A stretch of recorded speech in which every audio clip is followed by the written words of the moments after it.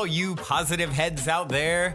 Thanks for tuning your beautiful brainwaves into another episode of the Positive Head Podcast, where we are firmly convinced that creating success and happiness is rooted in understanding the ultimate nature of reality, and the fact that as human beings, we are all immensely powerful fractals of the one and only source consciousness which creates and animates all things. After years of exploring this awe-inspiring truth on this podcast, I'm super excited to announce that we are now going even deeper down the rabbit hole on the new late-night style consciousness-elevating talk show called Optimistic, which features none other than you, the listeners.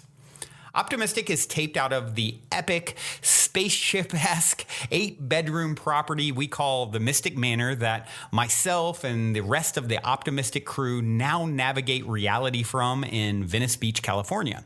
And you are invited to come experience a Mystic Manor immersion week with us. During your week-long stay, you'll enjoy unique workshops, chef-prepared meals, one-on-one time coaching and consulting with me, and even co-creating magic with me as a guest on both Optimistic and an episode of the Positive Head podcast. When I started this, my aim with these immersive retreats was to facilitate the ultimate spiritual upgrade and tune-up, so to speak, for our guests while providing them with one of the most memorable experiences of their lives. And I'm happy to say that as of this recording, every guest at the end of their trip so far has told me that they have had a profound and transformational experience at the Mystic Manor and that they definitely want to come back. All that being said, we only have a limited number of spots available between now and next July.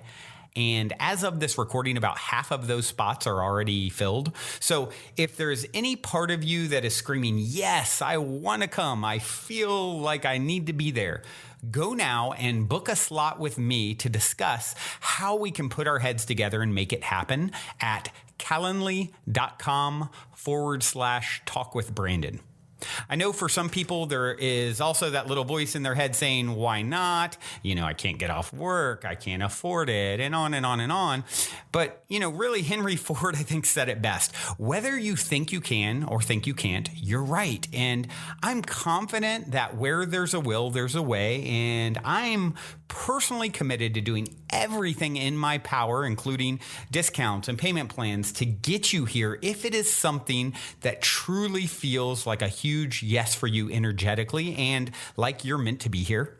Once again, the link to book time to discuss with me is calendly.com/talkwithbrandon. That's spelled calendly.com/talkwithbrandon. All one word, of course. And book in some time and look forward to seeing you soon here at the Mystic Manor. All right, all you positive heads, welcome. Here we grow again. We are kicking off this magical Monday in proper style with the lovely Sophia by my side to steer the ship. Sonya, hello there. How are you? Hi, Brandon. Thank you so much for having me back. I'm thrilled to be here. I am thrilled, as always, to have you. And we've been tag teaming these co-host episodes for quite a while now. What is it? Years, right? Gosh, time flies when you're having fun.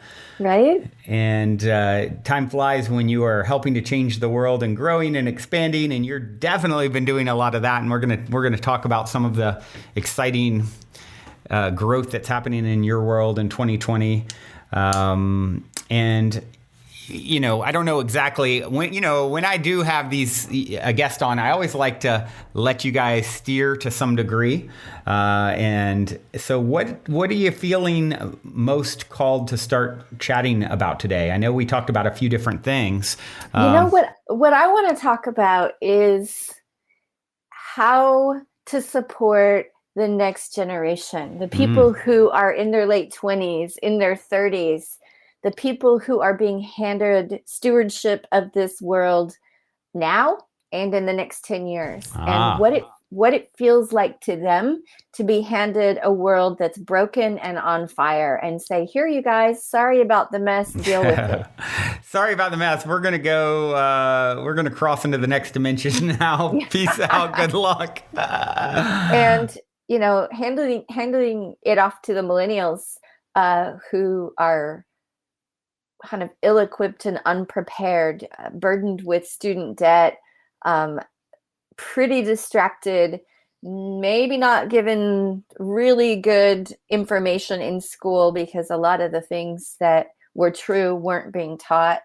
And hold on, you mean Columbus wasn't the first person to ever find America? Huh? Oh my gosh.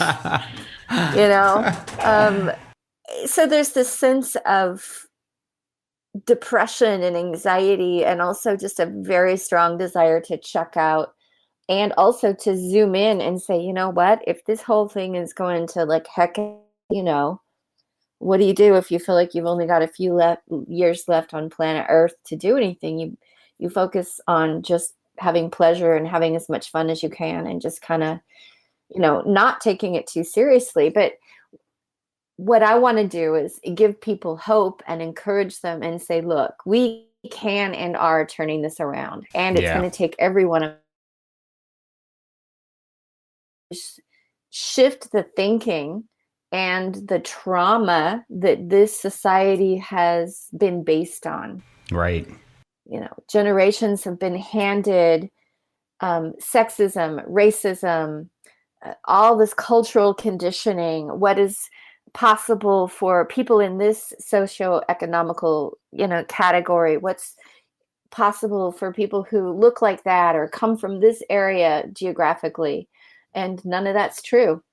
So it's a revolution in consciousness, and as we change what we believe, then we change how we feel and how we respond and what we do.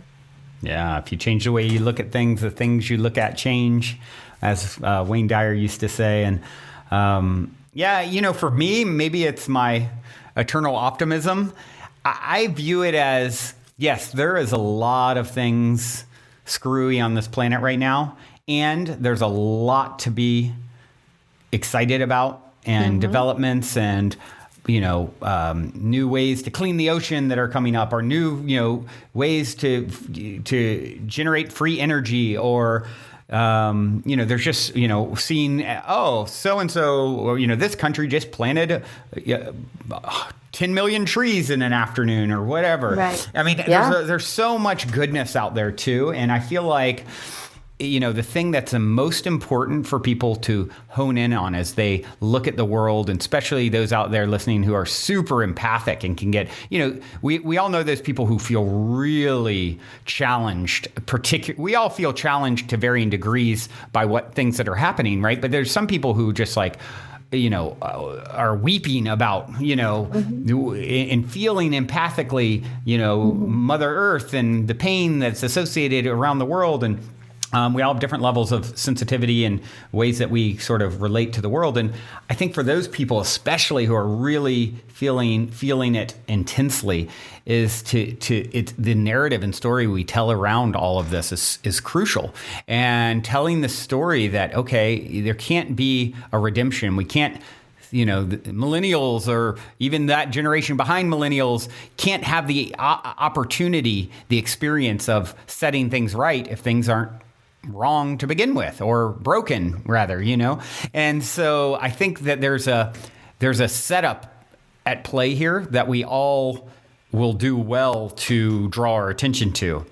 And that is that even all of this screwiness on the planet, it's by divine design. It has to, you can't fix something that ain't broken. And if your soul wants to have the experience of, you know, cleaning things up and setting things right, then, you know, there has to be space for that to happen. And there's definitely space for a lot of that to transpire. You know, think about it like a million years from now. I'm sure there will always be challenges, but, you know, you get to the point where it's like, you know, your work is, people, I'm sure, can relate to this, who their whole life have looked to accomplish a particular job or aim, and then they achieve that aim, and then it's like, okay, now what is my purpose? You know? And so I think that's a really important thing to, as we shape the story in our minds and in our hearts, that behind all of this dysfunction and disruption on the planet, it is all happening for love. It is all happening for love. And as you know, Brandon, love is the answer.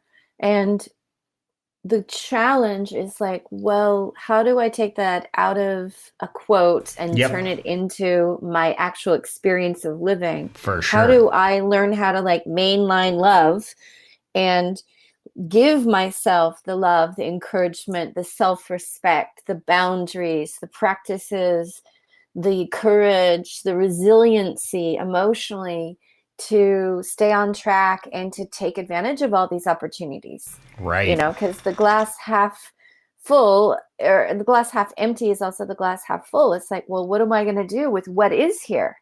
How do I take something that there's all these, niches for improvement.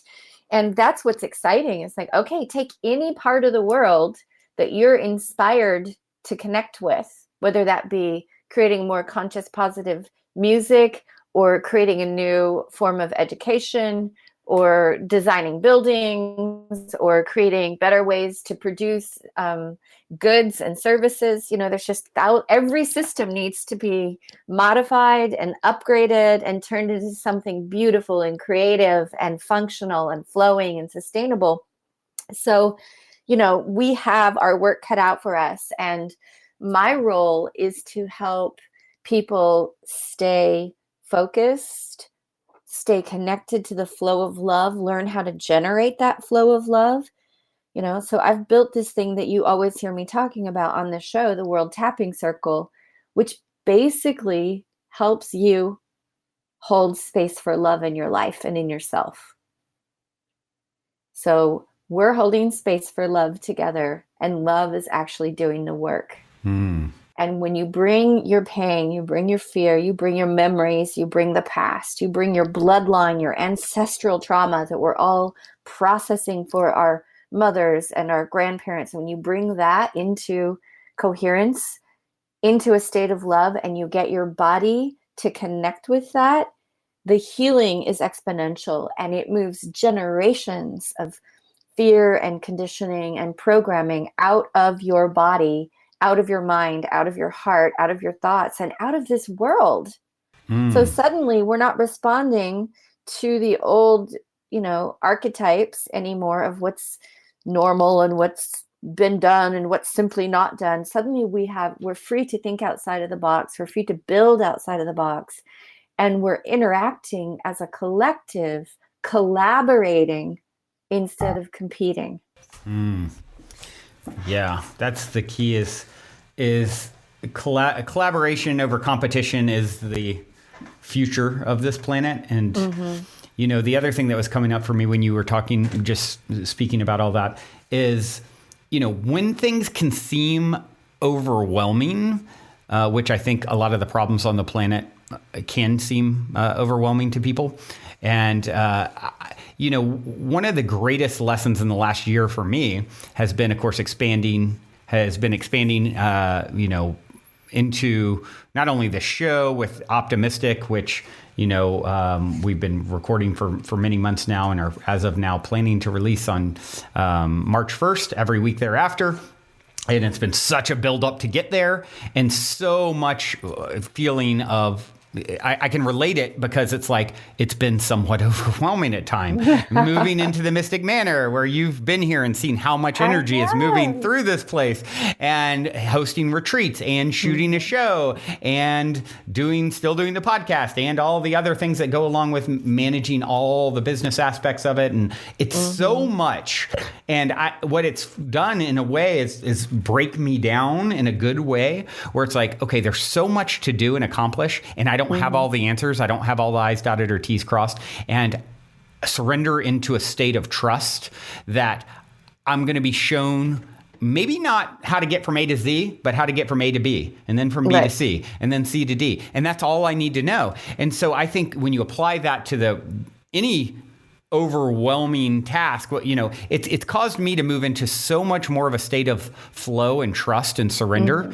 And what's happened as I've done that is, what I should do yet next to contribute to the overall, well-being of the project at hand is going to be shown to me next. And I think we can apply that same principle to, especially those that feel super called to help make a difference healing the planet in some way. And I think all of us, ultimately, our highest excitement is going to come, like I always constantly say, Gandhi said, if you want to find yourself, lose yourself in the service of others. And I add to that, why does that hold true? Because there are no others. So if in service to the planet and to, everyone else out there, you're going to find some great fulfillment there. And it's a lot, and you don't have to do, bite off everything at once. Rome wasn't built in a day, that whole thing. And just getting into that flow state of trust and saying, higher self, source, universe, show me what I can do next. And I don't know it all now, but I'm going to start down the path and really, really move into a state of trust and knowing that love is there with me every step of the way.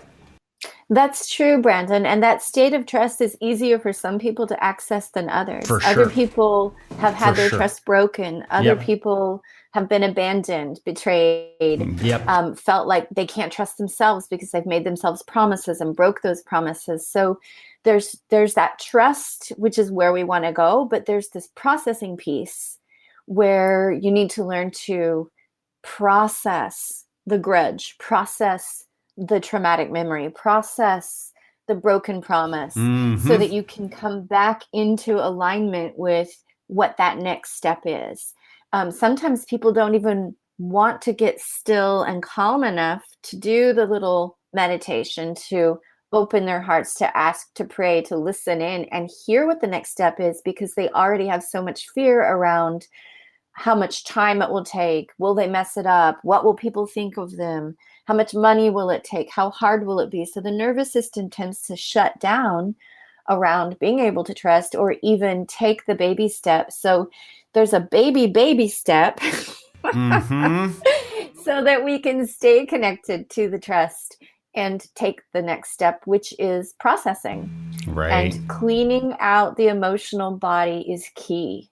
So your emotional body is the interface between the truth inside you and your ability to deliver it consistently. And then finally to experience the results and, celebrate that success. So as I've been looking at this, for, I want to say thousands of years. I don't think years.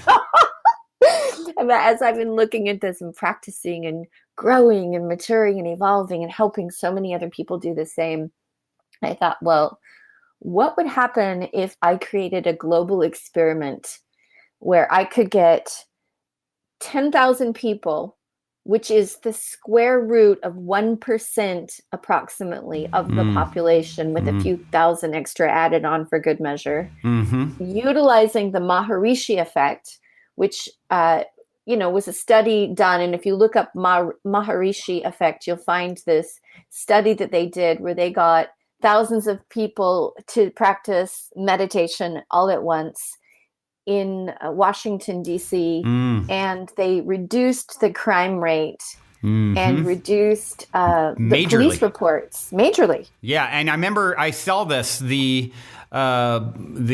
chief of police said at the outset of this experiment, they interviewed him about it, and he said, look, if these people think they're going to meditate and reduce the crime rate in D.C. in midsummer, they're crazy. It would take a snowstorm to reduce it by whatever. I forget what it was. It was something significant, like 30% or something. Yeah, it was 27%. 27%. And so, and then lo and behold, because they'd done this multiple times before about where it would come in percentage wise. And sure enough, they did. And, the chief of police had to realize wow, okay, so it doesn't just take snow. We can shift the collective field other ways. Right. So I thought to myself, okay, if we can get 10,000 people to activate the flow of love and to come into a more peaceful, meditative, aligned state, and we can do this for a week. Mm-hmm. What would happen to the world if these people weren't just focusing in one little area like Washington, D.C., but what would happen if we were spread out all over the world? How would that change the energetic environment? How would that change people's lives and their communities? Right. And then if those same people started telling more people like, hey, I feel better and I'm doing my part by participating, cleaning up my own connection to the universe and holding this loving space for myself. It's making my body feel better. It's making my head work better. It's actually sharpening my IQ and opening my heart. And what if we built a platform where that could happen on a regular basis, not just a random study, but we could do this every week together? Right. So I raised a bunch of money. I spent 5 years building out the World Tapping Circle, testing it, making sure that it was effective, creating all the technological upgrades as technology and the web has changed so much over the 5 years, trained a team of people, practiced 300 or 400 times leading it. And today there is a website that you can sign up on to join the project called 10,000 Tapping. And I put it on your Positive Head page a couple of days ago, Brandon. On the Positive Heads Facebook group, by the way, just to clarify. And if you're not there, now you know it's there. it's Positive Heads with an S. Yeah, Positive Heads Facebook group. And then I also put it on Brandon's worldtappingcircle.com/positive head, which is a place where Brandon and I have collaborated to help people at a very reduced rate practice EFT tapping, which is what I'm an expert in. So you'll find that again on Facebook, Positive Heads, or you'll find it at worldtappingcircle.com/positive head, a link to sign up for this free project called 10,000 Tapping. So my goal, Positive Heads, is to call you into direct action and to create an act of supreme rebellion by changing this world from inside of you, this one little piece of the world that you're in charge of, your thoughts, your feelings, your life that you're organizing. And when we all clean up our own backyard, this place is going to get clean and beautiful and shiny and healthy. Yes. Super exciting. What a super ambitious, exciting project that you've taken on. And if anyone can do it, you can. And just to be clear, with this, guys, it's free to participate. And what I would encourage is if you're going to be a part of it, then, go on and share the video out there as well. Because obviously getting that, it's like the 100th monkey effect is really what you're talking about here. And, for those of you who aren't familiar with the 100th monkey, it's like supposedly in, I think, the 70s, there was a doctor who studied some monkeys on an island.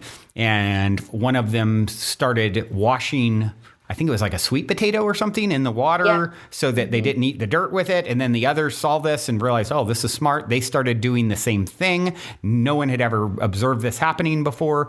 All of a sudden, at the same time, on a whole nother island that, they were not connected, once enough monkeys on the first island started doing it, it spread to other islands with these monkeys. And so it was like, oh, hold on, there's a collective consciousness here. And this is like this knowledge is spreading. And so it's the same kind of thing that you're talking about, getting enough people together to work on the same, energetic alignment, everything starting with healing ourselves is so intelligent. And I think tying it together with tapping is such a great way to do it. So, and for those who have never heard Sonya on before, Sonya, you're actually going to give us a little example taster of how tapping works, right? I definitely am. And I'm going to give you a taster from the tap I'm going to lead on day 1. So in 10,000 Tapping, during the course of the week, you're going to get a tap on a different subject each day. So on day 1, we're going to do the Invincible Heart of Love. So this is a tap for love and relationships. And I'm going to give you a little mini tap that fits into that theme right now. Cool. Let's do it. Okay, so what I want you to do is take your fingers, find your collarbones, drop down 3 or 4 inches from your collarbones, and gently massage the front of your chest, feeling around for a sore spot, a spot that feels a little more tender, somewhere in your upper pectoral region. And when you gently rub that spot, it gets your left and right brain to synchronize and opens up your emotional body so that you can have access to this old information. So as you massage that point, I want you to think about a relationship. It can be a romantic relationship. It can be a relationship with someone in your family or a friend or a business associate. But any relationship where you're feeling that you have a little struggle or disconnection, maybe you're having pain or problems in that relationship. Okay. So massaging there, and we're going to begin to talk and tap. Okay. So just saying what I say, remembering that you can change the words if you need to better describe your own situation. Massaging the front of the chest, big deep breath.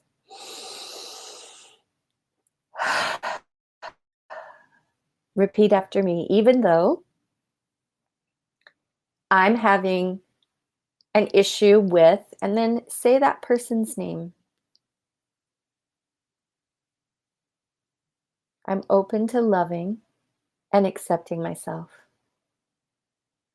Tapping the eyebrows, right at the beginning of the eyebrow, right where your eyebrow first starts, or both eyebrows. This relationship with, and then say their name again. So this relationship with Johnny.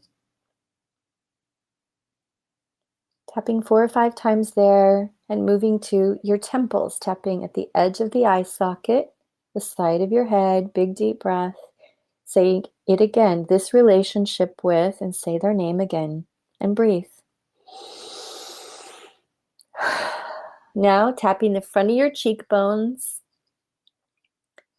tuning into that relationship. How does it make you feel when you think about relating to that person?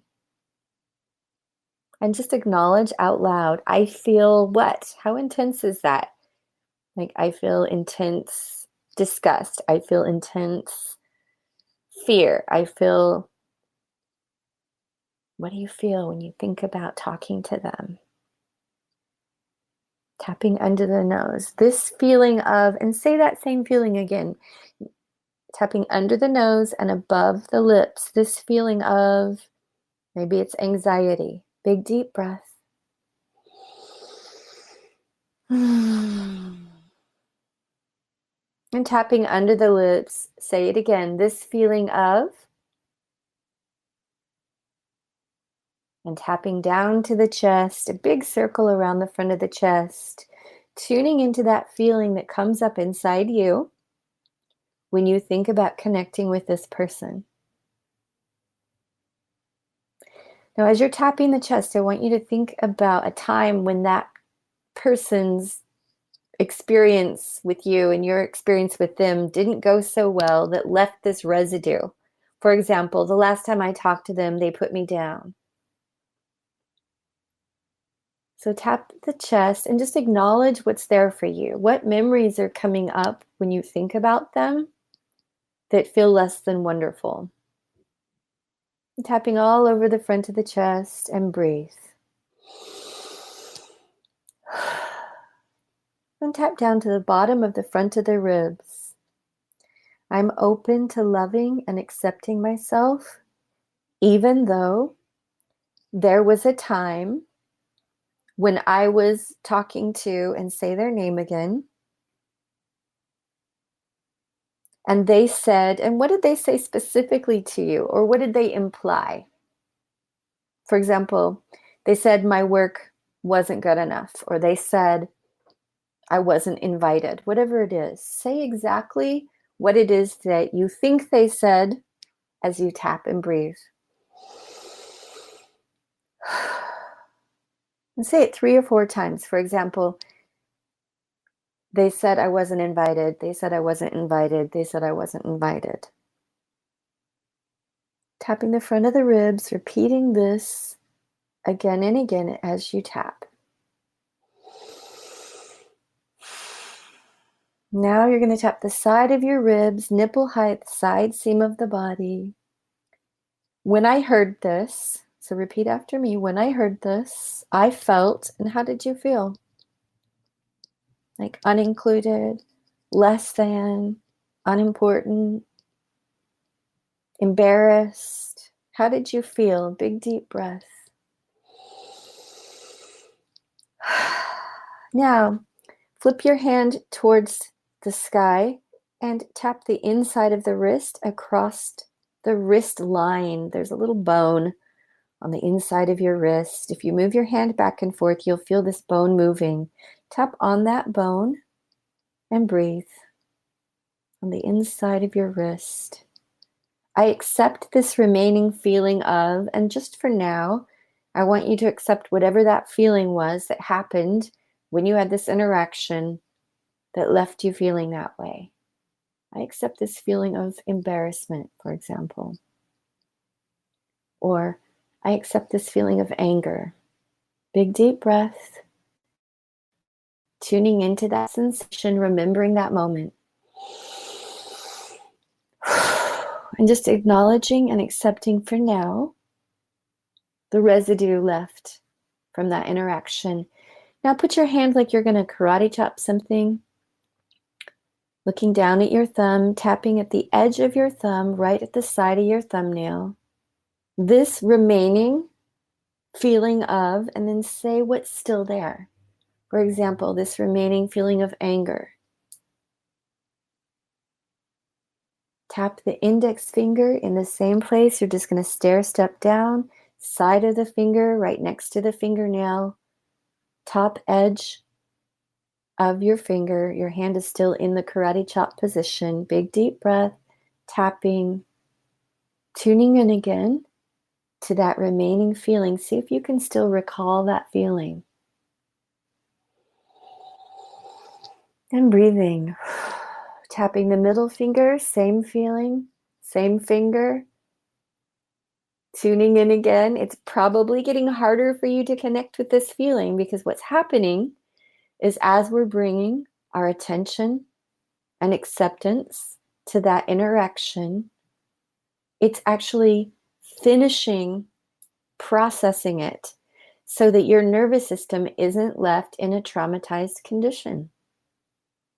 So if this is working for you, you'll know it because it's getting harder to remember that interaction, harder to care about that uncomfortable feeling, and probably feeling a little more neutral towards this person.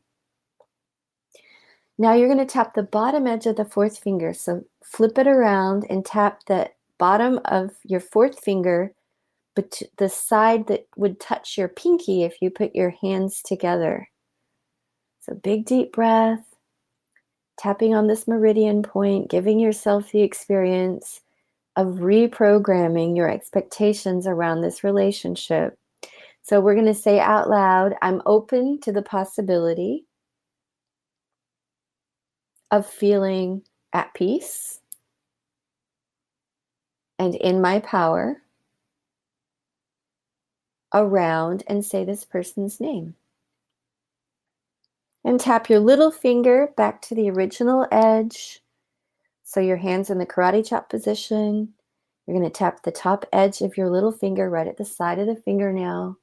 I'm allowing myself to feel peaceful and calm, connected to my heart, and relaxed around, and say this person's name again. Tap the bottom edge of your hand. If you were going to karate chop something, this is where the karate chop would land. Even if it still seems impossible for me to feel supported, calm, and relaxed around this person, I'm open to the possibility of being able to stay in my center and know what to do. Big, deep breath. Now tap the top of the head. I'm allowing myself to release any remaining stress that comes up when I think about, now think about your person again, this person you have a relationship with. And I want you to tune in and see if it feels different than it did, 5 minutes ago when we started this little exercise. Notice how you're feeling. I always feel better. I would love to hear in the Facebook group, if you're in the Facebook group, your experience with today's podcast. Great idea. My goal is to get a bunch of people to really understand what's possible. You have the power in your hands. It's kind of like the Wizard of Oz. It's like you had the power to return home all along. All you have to do is click your heels together, and say these magic words. Well, it's like, well, you have the power to heal these things. They don't have to stick in your consciousness. You can shift your consciousness and get right back into alignment with yourself and open your heart and move yourself forward. All you have to do is tap these points and say some magic loving words, meaning you're acknowledging the truth of your experience. You're giving yourself some empathy. And what's interesting, Brandon, is that the brain doesn't know the difference between love coming towards it from an external source, like from someone else, or love that you're generating for yourself. Interesting. And I have a good friend who is a doctor, and he was telling me that, like, I believe it was Kaiser he's working with, who's now allocating resources to, treating trauma.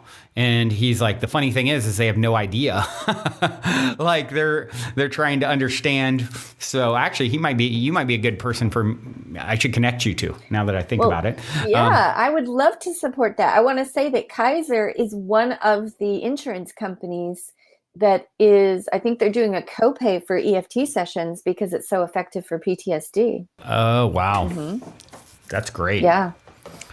Super cool. Well, yeah, times are a-changing, and, I so applaud you doing the work that you're doing out on the leading edge. You've been at it for many, many years, and, I know a lot of, where you and I first met was Burning Man, and, the amount of people that would show up for your tapping workshops, and really with this 10,000 tap, it's you're sort of mirroring a lot of what you do in those workshops, just sort of virtually, right? Yeah. Yeah. Well, Brandon, I got this idea when I was out there in Black Rock City tapping with all those dusty bunnies out there, thinking, how can I bring this to people who can't be here with us? And I thought, well, if I recreate some of these same themes that are so attractive to people, and I put them out online in a live stream, and I make it free, maybe the world can come and experience this. So I'll give you guys a sneak peek. Day 1, we're doing Invincible Heart of Love. Day 2, we're doing Pumping Up Prosperity, a tap to manifest financial flow.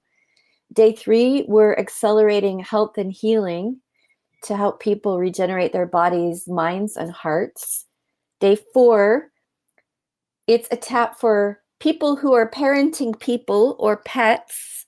It's for teachers, parents, and caregivers. Day 5 is the power of personal peace, a tap to build emotional resiliency. Day 6 is called Love It Into Existence. This is a really cool tap to help people learn how to form the future by bringing the power of thought and energy and emotional alignment to manifestation, which is really the secret to manifesting things, is to getting the mental and emotional body in alignment so that you feel safe to bring that in. And day 7 is, my big favorite, which is Divine Purpose, a tap to ignite your reason for being so that you can really figure out why you came to this world and what you're here to do and get on with it. Beautiful. That's going to be absolutely amazing. And Once again, guys, if you are feeling the call to participate, you'll see the video in the Positive Heads Facebook group, or you can also go to worldtappingcircle.com/positivehead. It's there as well. Mm-hmm. And share it out. And let's see if we can get 20,000 people. Let's do it. My platform is stable at 20,000.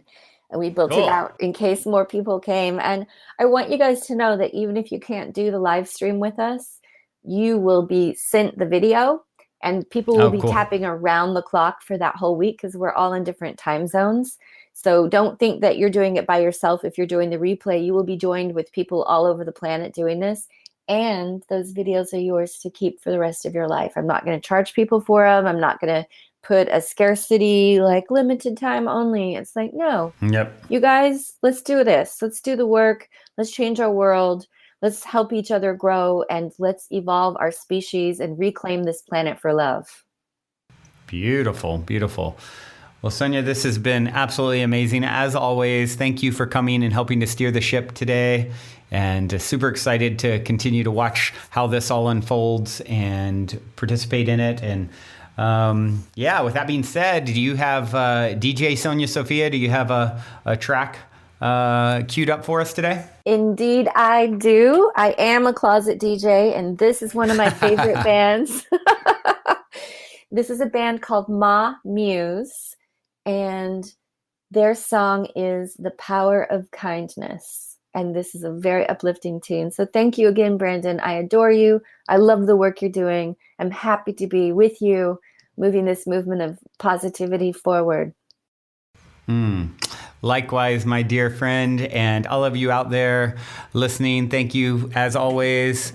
Love you all so, so much. Here is Ma Muse with The Power of Kindness. And if you're feeling the call to come for a week retreat style Mystic Manor immersion, remember to go now and book your time to speak with me directly about stepping into the optimistic vortex at calendly.com/talk with Brandon while there are still spots left. Otherwise, I look forward to co-creating magic with you at the Mystic Manor. Ooh, I believe in the power of kindness. I believe in the power of love. Ooh, I believe in the power of kindness. Ooh, I believe in the power of love. We don't know what's coming, but we can help shape what's ahead. Kindness as our currency, the commonwealth is in our hands. So give a little, all, give a lot, don't stop. A helping hand makes the world go round. There's more than enough. Ooh, I believe in the power of kindness. Ooh, I believe in the power of love. Power of love.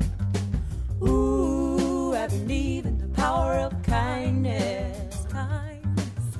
Ooh, I believe in the power of love. Look up now, people, but keep your ear to the ground. We are the river flowing, generosity abound. So give a little, all, give a lot, don't stop. A helping hand makes the world go round. There's more than enough. Ooh, I believe in the power of kindness. I believe in the power of love, power of love. Ooh, I believe in the power of kindness, kindness. Ooh, I believe in the power of love. Honeybees serve sweetness only to help the world bloom, bringing love to the flower, from the flower to the fruit. We can learn a thing or two. So give a little, all, give a lot, don't stop.